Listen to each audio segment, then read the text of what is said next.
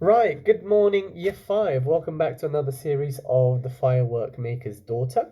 Last time we read Lila, who had been captured by the pirates, eventually ended up saving them from a tiger. Can you remember how she did that? And then after she helped them, she carried on her way towards Mount Merapi, and that's where we left off. And like I said last time, we're going to carry on with Chulak, what he's been up to.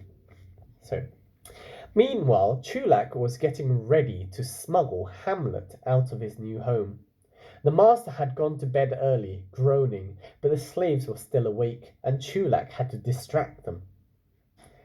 Now listen, he said to them in the kitchen. You know you've got to do all you can to please the great white elephant, or else the king will be cross. They all nodded. Well, the elephant's a bit restless. He never sleeps well the first night in a new place, so we'll have to play a game of elephant's footsteps to cheer him up. You have to go and hide your eyes in the garden, and when you think you can hear him coming, turn around. He likes playing that. Go on, go and wait in the garden, and I'll tell him when you're ready. So we're getting a lot of clues as to what Chulak is like as a character. Obviously, in this situation, he seems to be sort of like lying to the slaves so that he can get Hamlet out of his new home. But also, if you remember in the previous episodes, Chulak also was sort of sneaky because he was trying to get the secret out of Lal Chan to help Lila. So what does that tell us about Chulak's um, character, his personality? Do you think he's someone who can be trusted? Because he seems to do an awful lot of lying. So that's something to consider for the future.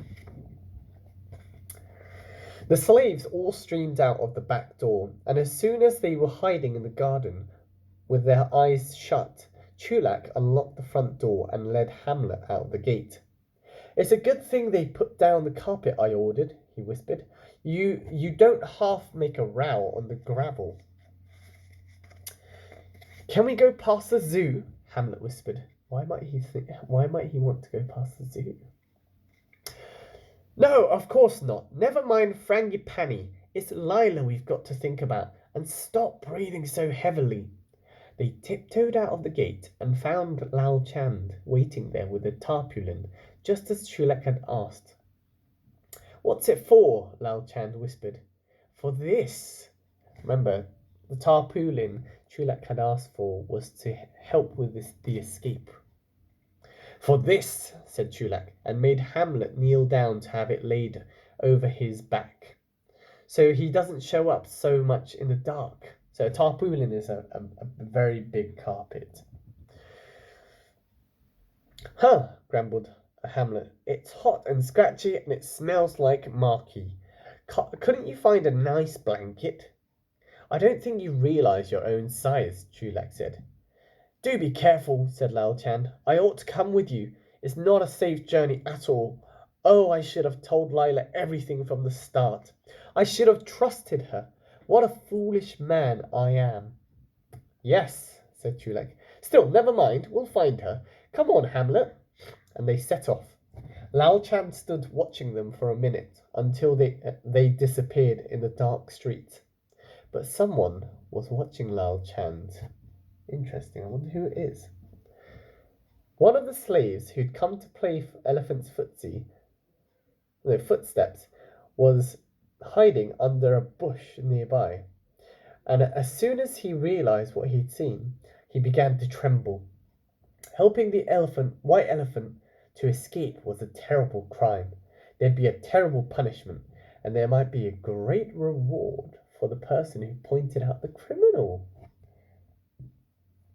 So Lao Chand began to trudge homewards, and the slave silently followed him to find out who he was and where he lived. Now that's a really interesting part.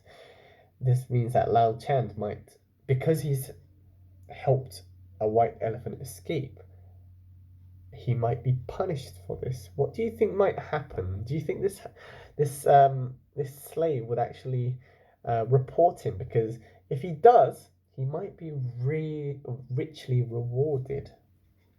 Chulak and Hamlet walked all night, and when morning came, they slept in a little valley under some thick trees.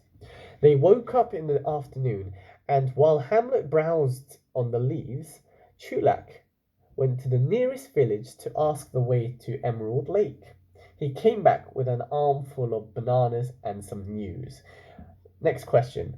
Why do they need to go to the Emerald Lake? What are they looking for? Why aren't they going straight to Lila?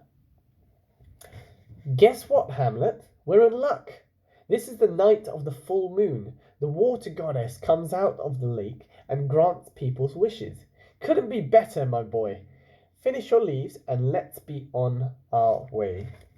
So we've got a picture of the white elephant and Chulak, and they're getting ready to leave. They weren't the only people who going to the Emerald Lake. The jungle paths were busy with families carrying picnic baskets, and even a troop of monkeys was heading in the same direction.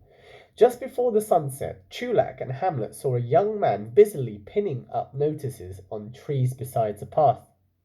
Chulak was about to read one when the young man caught sight of him.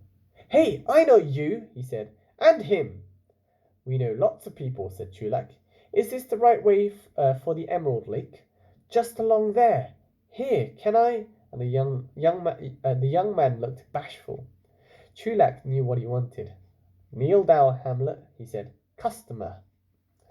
Hamlet couldn't say anything with the young man there, but he gave Chulak a severe look as he knelt down. The young man dabbed something on Hamlet's side with a stick and some mud and gave Chulak a coin. I wonder what he's doing. He's done this before. Can you tell me exactly what the young man is doing on the elephant? "Thanks," he said. "Wait till I tell the boss." And he ran off. Chulak read what he'd written. "Eat at Ramboshy's Jungle Grill." "Ramboshy?" Chulak said. "I've got an Uncle Ramboshy. He used to be a chicken farmer."